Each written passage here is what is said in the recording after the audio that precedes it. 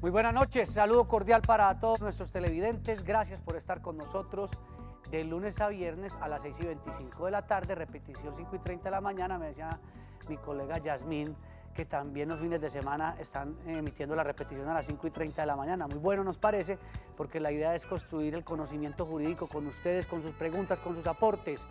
Soy Juan Carlos Hurtado Ochoa, abogado, director y presentador de este espacio de servicio jurídico. Ya saben que cuando no puedan o no tengan la oportunidad o el tiempo, porque están muy congestionadas las líneas, nos pueden llamar a las líneas del canal, nos pueden escribir al correo electrónico del canal. Yo personalmente me dedico a responder los correos y las inquietudes de nuestros televidentes, esa es la intención. Hoy el tema es complejo, pero importante saber. Cuando uno no tiene el conocimiento de ciertos temas, como se dice coloquialmente, los padece. Entonces hay que estar muy pendientes.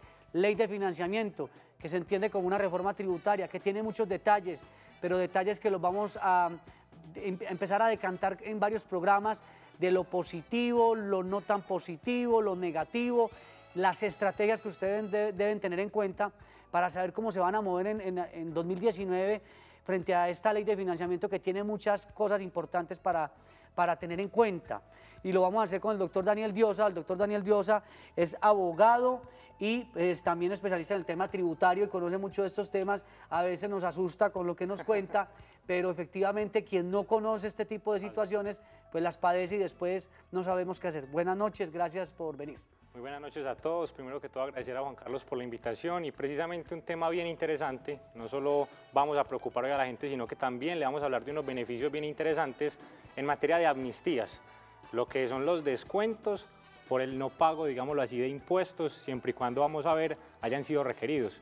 Igualmente algo interesante, Juan Carlos, y es que se modifican por completo los intereses. Recordemos que las deudas con la administración de impuestos, lo que es la DIAN o los entes territoriales, véase el municipio de Medellín, por ejemplo, pasa de ser el interés moratorio, que es el más grande, disculparán ustedes, pero es mejor deberle a cualquier entidad financiera que a la DIAN. No, por supuesto. Aquí ya se modifica un poco inclusive el cálculo de esos intereses, entonces la cuestión no es solo decirle, mire, la carga para este año es muy grande, sino también cuál es el alivio que se viene a partir de esta reforma tributaria. Bueno, empecemos, porque tenemos televidente, pero empecemos con algunos de los beneficios. Hay que estar entonces atentos a lo que digan las alcaldías, las gobernaciones frente al tema de predial, por ejemplo. Cosas a tener en cuenta. Inicialmente la facultad se le da a la DIAN para efectos de realizar terminación por mutuo acuerdo. Esto es otorgar descuentos, ojo a esto, única y exclusivamente son procedentes los descuentos sobre sanciones e intereses, más no sobre impuestos. Entonces usted comienzan haciéndole un descuento del 80% en sanciones e intereses, que es considerable.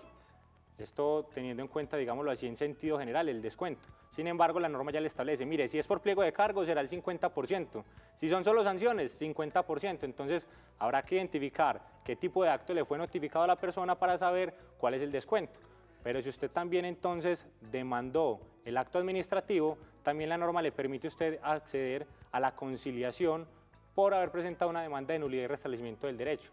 Allí los descuentos también comienzan desde el 80%, entonces un tema bien interesante, ojo a esto, un mito que se tiene todos los años.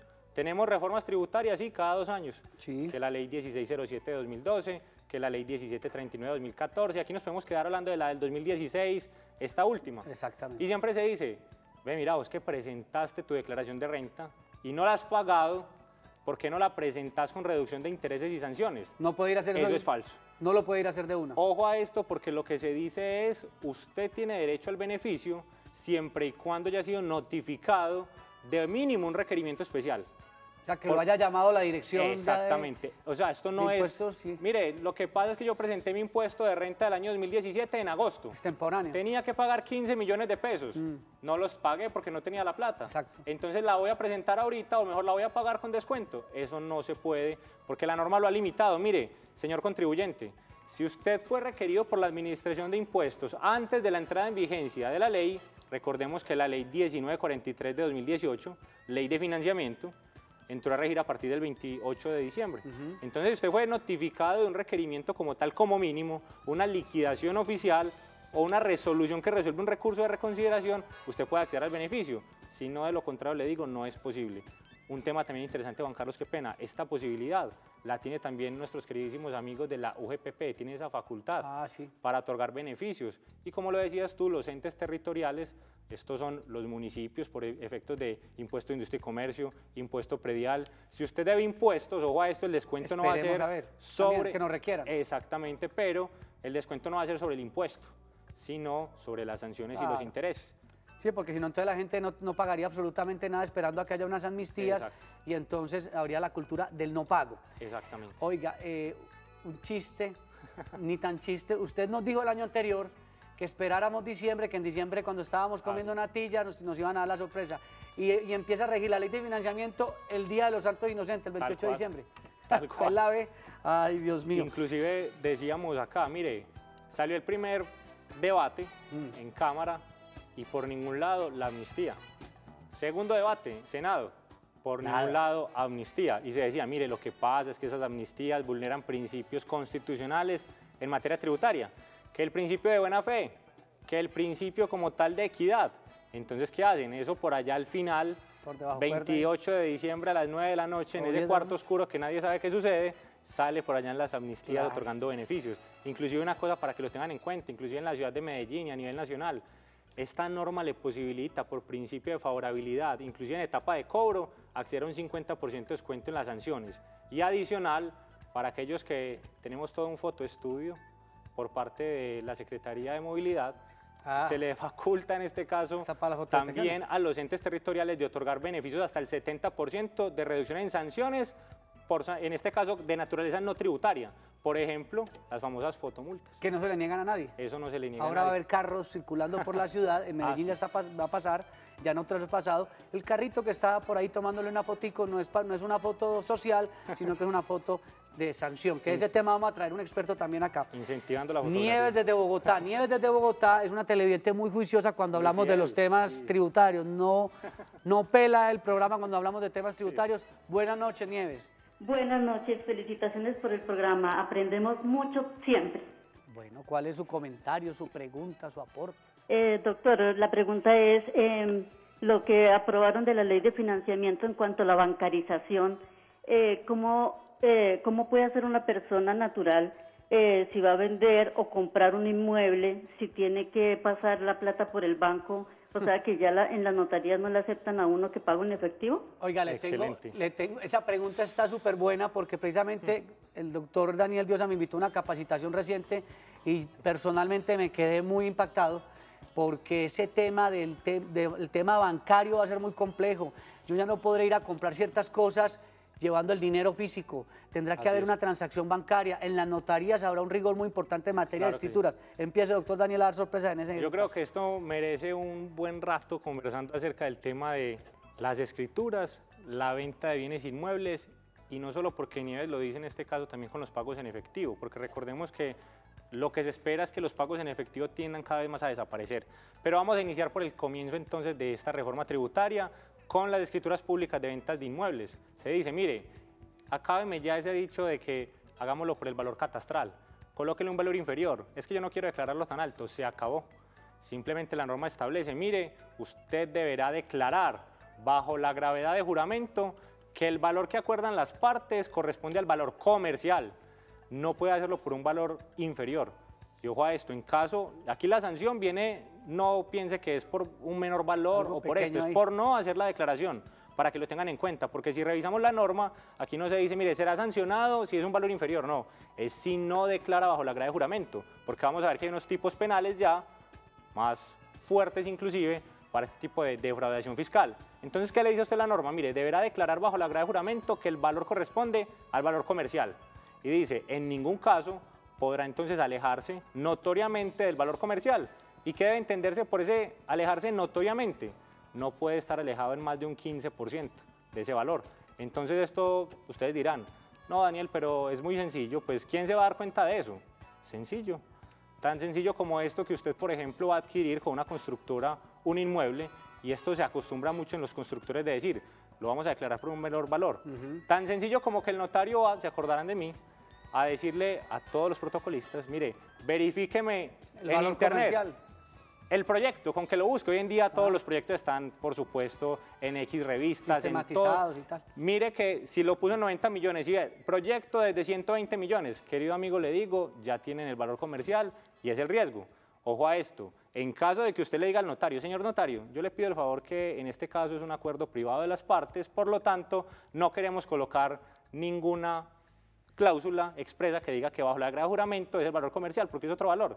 Le va a decir el notario a continuación, claro que sí, señor, yo hago lo que usted me diga, pero entonces le informo a la Dirección de Impuestos y Aduanas Nacionales que no realizaron en este caso la declaración juramentada. ¿Y esto qué le va a cargar a usted? Pues déjeme decirle que 4 veces el valor del impuesto de registro, 4 veces los gastos notariales, 4 veces lo que tenga que llegarse a pagar de ganancia ocasional o de impuesto de renta, por lo tanto, déjeme decirle que es algo ya bien delicado. Doc, y el delito penal por falsedad en documento, por jurar, por evitar bajo la gravedad de juramento dar la información que se le está pidiendo para es un tema, escritura. Entonces todo esto, Juan Carlos, tal cual como lo dices, es otro riesgo también, ya un tipo penal allí. Claro. Pero Nieves tocó un tema muy interesante y es, vea, ¿qué pasa si yo entonces llevo el dinero en efectivo? En una bolsa. ¿Cómo le parece que usted los bienes inmuebles en materia tributaria los puede declarar de 3 maneras? 1, por el avalúo catastral. 2, por el autoavalúo. O 3, finalmente, pues, por el avalúo comercial. Correcto. En este caso, inclusive se diría por el costo de adquisición. ¿Qué pasa entonces si la persona obtuvo un bien, lo compró efectivamente en 100 millones de pesos? Pues su costo de adquisición fue de 100 millones de pesos. La norma dice, si usted realizó el pago de ese inmueble en efectivo, en este caso no se le tendrá en cuenta, sino el 50% para efectos del costo fiscal. O sea, no lo puede pagar en efectivo tampoco, porque lo que tiende digámoslo así, a tener la regulación tributaria es que los pagos en efectivo tiendan a desaparecer. Y nos quieren tener vigilados 100%. Completamente. Y Juan Carlos, el tema de los medios de pago para efectos del reconocimiento de costos, gastos y demás, la gente lo viene escuchando apenas desde el 2016, pero miren, esto lo trajo la ley 1430 de 2010, desde eso está allí implementado. La declaración de renta nos va a disparar, doctor Daniel. Exactamente, entonces no solo allí el tema de la carga importante de la declaración juramentada, porque este tema es bien delicado, sino que también hay una carga importante para efectos de Vamos a atender televidente, hombre, que ya usted me tiene asustado. Don Julio, desde La Ceja, buenas noches. Muy buenas noches, doctor Juan Carlos y compañía. Vea, exactamente la pregunta que hizo la señora era la que yo iba a formular, ¿sí? La señora Nieves. Claro, es que don Julio, imagínese que nosotros en una capacitación que estuvimos hablando sobre ley de financiamiento, se sorprende uno porque ya no, los negocios no se podrán hacer, venga, yo le llevo el dinero, que para que no me cobren el 4 por mil, una cantidad de cosas, todo tendrá que tener un registro para que esos negocios tengan, no sean objeto de una revisión por parte de la DIAN. Ampliemos un poco esa situación, el tema bancario. Claro que sí. En materia tributaria, fundamentalmente, se ha colocado una mayor cadena de fuerza, una camisa de fuerza en el tema de los medios de pago. De hecho, lo mencionaba en un programa del año anterior, que inclusive se pretendía colocar algún tipo de tributo por pagos en efectivo. Y básicamente esto se trata por una razón de ser. Necesitan ser canalizados a través del sistema bancario con la finalidad de que la Administración de Impuestos tenga el control de cuánto dinero usted ha movido de su cuenta, porque finalmente para nadie es un secreto que lo que son sectores, por ejemplo, como el comercio, comúnmente se estila de que se paga en efectivo, se compra en efectivo, se obtiene ingreso por efectivo, entonces ¿qué pasa? La Administración finalmente no tiene cómo saber la trazabilidad de ese ingreso. Por lo tanto, al no tener el control, pues se dice, mire, venga, tan sencillo como esto, si usted me paga en efectivo, yo no le aceptaré sus costos, sus gastos en estos periodos. No se puede hacer descuentos también en la declaración porque no hay una forma de justificarlos. Entonces, ¿cuál es la recomendación? Mire, que pase por el sistema financiero. Y la norma del 2010 inclusive, que fue modificada posteriormente con la ley 1739 de 2014 y la ley 1819 de 2016 y ahora la ley 1943. Esto es un tema de nunca acabar. Mire, pague, bien sea por depósitos bancarios, transferencias electrónicas, consignaciones, también con pagos con tarjeta débito, tarjeta crédito, bonos Sodexo, cheques girados a primer beneficiario. Entonces, esos son los medios aceptados. Pero usted planteaba en la capacitación algo que también muchos lo hacemos. Compran un proyecto sobre planos y entonces usted le paga la fiducia y usted lleva el dinero, pagará la fiducia, el millón de pesos, los 2 millones, que eso tampoco sirve, que entonces tiene que ser que desde mi cuenta bancaria yo haga el aporte a la fiducia para el proyecto inmobiliario. Exactamente, porque en este caso la norma es clara y dice pagos en efectivo. Entonces dice, vea, pero es que le dice la consignación finalmente. Ahí está el soporte. Llevó, digamos así, en efectivo. Aquí lo que se dice es, mire, consígnenlos a su cuenta y desde su cuenta dice entonces transfiérale a la entidad. ¿Y por qué entonces la cuenta, Daniel? Pero no sería lo mismo que el efectivo. Pues aquí tiene la administración la prueba de que usted ingresó un dinero y pero no sabe de dónde viene. Exactamente, ojo a esto, que todo dinero que ingrese en la cuenta no quiere decir que sea ingreso. Para que efectivamente sea considerado ingreso, pues tiene que cumplir unas condiciones. Saber qué se descuenta uno, porque todo lo que ingresa no necesariamente es ingreso, sino que puede ser también unos recursos que se utilizan para el desarrollo de ciertas actividades. Vamos con Manuel desde Pereira. Buenas noches, don Manuel. Doctor, buenas noches. Gracias por ilustrarnos, por educarnos, por orientarnos en todos estos aspectos tan derecho en todas sus modalidades. ¿Cómo es el tema? Quiero hacerle 2 preguntitas, doctor. Señor, bien pueda. Una, pues si yo pues tengo un ingreso promedio de 5 millones de pesos mensuales, ¿cierto? Pero la entidad en que yo trabajo pues ya no nos paga desde agosto, septiembre. 1, yo estoy obligado a declarar renta. 2, como consecuencia pues del grado del hijo yo le regalé un carro, ¿cierto? Un carrito de segunda, pero pues un carrito de casi de 30 millones de pesos. Él tiene que declarar ese carro. Bueno. Buena pregunta y la de don Manuel. Aquí entonces comencemos. 5 millones mensuales de venga. En este le caso, doy un carrito al hijo. Exactamente. Primero que todo, vamos con el ingreso de los 5 millones. Efectivamente, usted debe tomar aquí todo tipo de ingreso. Suponga usted por su relación laboral, lo que son inclusive primas, cesantías, vacaciones. Súmelo todo.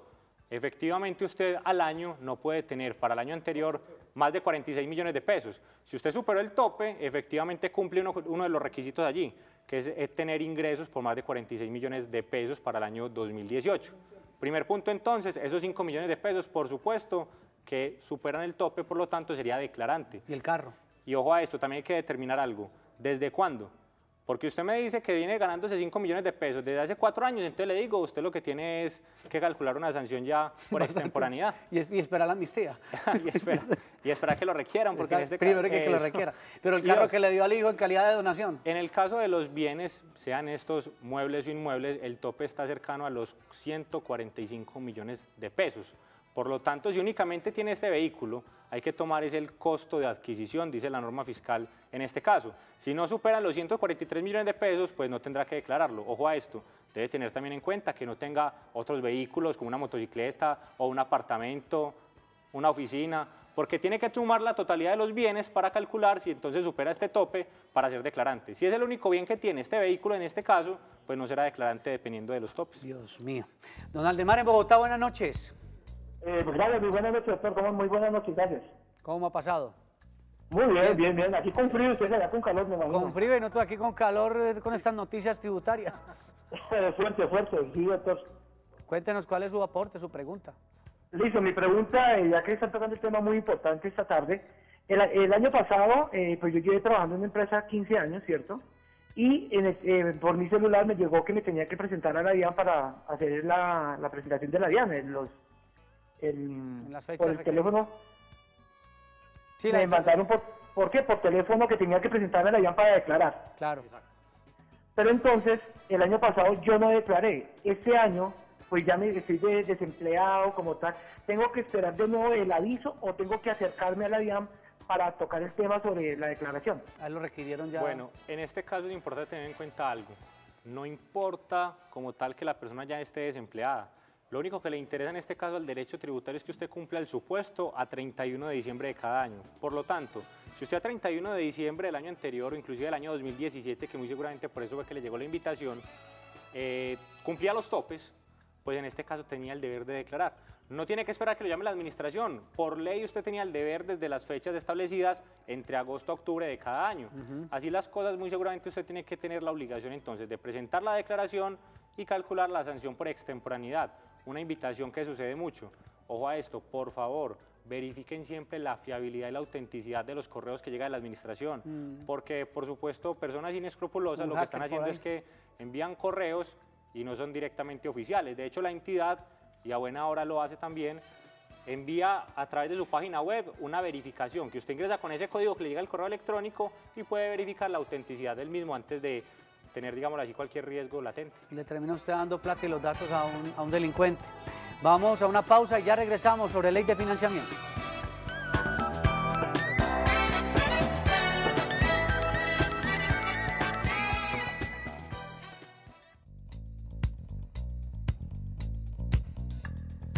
Aspectos importantes sobre la ley de financiamiento, los aspectos nuevos que vamos a revisar durante el año 2019.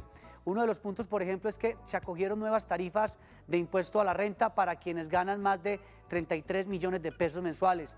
Habrá impuesto para patrimonio líquido de más de 5.000 millones de pesos.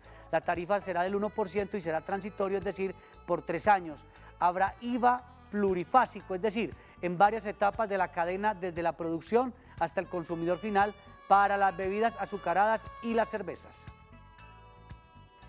Para solucionar el problema de recoger este IVA en la etapa final, cuando se trate de tenderos o pequeños negocios, se acordó que este tipo de negocios, como se acogen al nuevo régimen simple contemplado por la ley de financiamiento, no tendrán que pagar impuestos adicionales. Se acordó nuevamente un periodo de normalización tributaria para los colombianos que tienen capitales en el exterior y que no han sido declarados en el país. En este caso se incluyó un artículo que penalizará con cárcel a quienes hayan evadido impuestos por más de 8.600 millones de pesos. Quienes cometan esta infracción por debajo de esta cifra no tendrán pena privativa de la libertad siempre que paguen y se pongan al día en los impuestos o con los impuestos. Doctor Daniel, usted quería hacer énfasis en un tema relacionado con... En este caso vamos a hablar, inclusive lo acabas de mencionar, el régimen simple. Régimen simple que no es tan simple, debería ser más bien el régimen complejo. Régimen complicado. Lo que se trata en este caso, y lo abordaremos en un programa más adelante, mire, las personas que quieran normalizarse como tal, usted tiene una posibilidad para que lo unifiquen: el impuesto sobre las ventas, IVA, el impuesto sobre la renta y el impuesto de industria y comercio. Pero le digo que las fechas están aún muy complejas, ustedes saben que en materia legislativa todo se lo dejan y el gobierno reglamentará, y el gobierno reglamentará, y pasan los días, pasan los años, y nos quedamos en el gobierno reglamentará. Entonces es un tema bien interesante que podremos tratar, y no solo esto. ¿Cómo suceden entonces en este caso los efectos de la reforma tributaria en personas naturales? Definitivamente les digo, la carga es muy fuerte. La mayor tarifa que llegábamos a tener era del 35%. En este caso casi que se eliminan las rentas cedulares y se acoplan entonces ya las rentas laborales, las rentas no laborales, y en este caso también las rentas de capital. Eso en buen castellano, ¿qué significa? Básicamente que todo ingreso que usted perciba, sea laboral, por ejemplo, de trabajo como tal, o sea usted un independiente que percibe también unas rentas como tal, o sea usted rentista de capital, es decir, si obtiene dividendos, arrendamientos, entre otros, usted todo lo suma allí en esa única renta o en esta única cédula. Porque tenemos otras dos cédulas que es de pensiones, pero sabemos que los pensionados en este caso tienen una exención especial hasta de 34 millones para este año mensuales que no pagan impuesto, y los dividendos que, déjeme decirle, pues 10 millones de pesos al año.